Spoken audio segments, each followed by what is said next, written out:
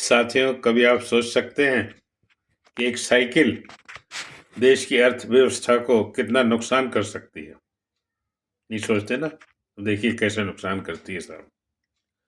Cycle चलाने वाला कभी गाड़ी नहीं खरीद सकता, तो फिर कैसी इकोनॉमिक प्रोग्रेस होगी?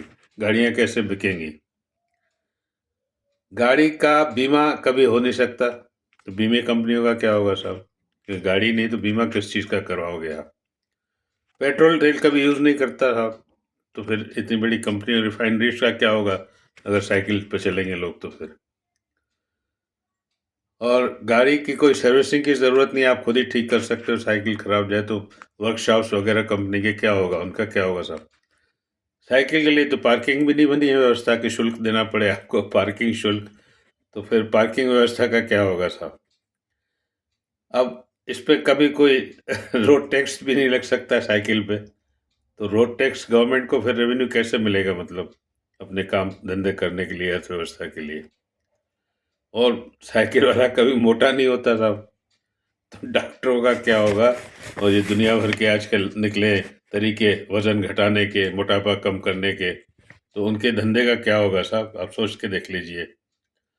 और जब दवाई चलाएगा, मतलब साइकिल चलाएगा, तो तंदुरुस्त रहेगा, दुरुस्त, तो दवाई की भी ज़रूरत नहीं पड़ेगी। तो इतनी सारी जो दवाइयाँ बिक रही हैं, वो तो फिर ख़त्म ही हो जाएंगी धीरे-धीरे साहब दवाइयाँ। कौन खरीदेगा फिर? मगर इसके विपरीत आज जो फ़ास्ट फ़ूड के निकले हैं चैनल्स या जंक फ़ूड के, वो अच्छे हैं ना साहब अर्थव्यवस्था के लिए, क्योंकि वो तो नौकरियाँ ही नौकरियाँ पैदा कर रहे हैं।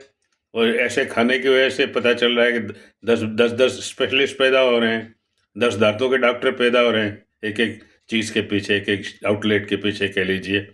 और फिर वापस वज़न घटाने वाले, क्योंकि जंक फूड खा के तो आप नेचुरली मोटे होना ही है आपको तो, सेहत खराब होनी है, तो दवाइयाँ भी बिकेंगी। मतलब देखिए आप कि साइकिल के मुकाबले फ़ास्ट फूड और जंक फूड के काउंटर कितने कम के हैं अपना अर्थव्यवस्था के लिए। और फिर सबसे बड़ी मुसीबत तो साहब पैदल चलने वालों की है। पैदल चलने वाला तो साइकिल भी नहीं खरीदता। Thank you.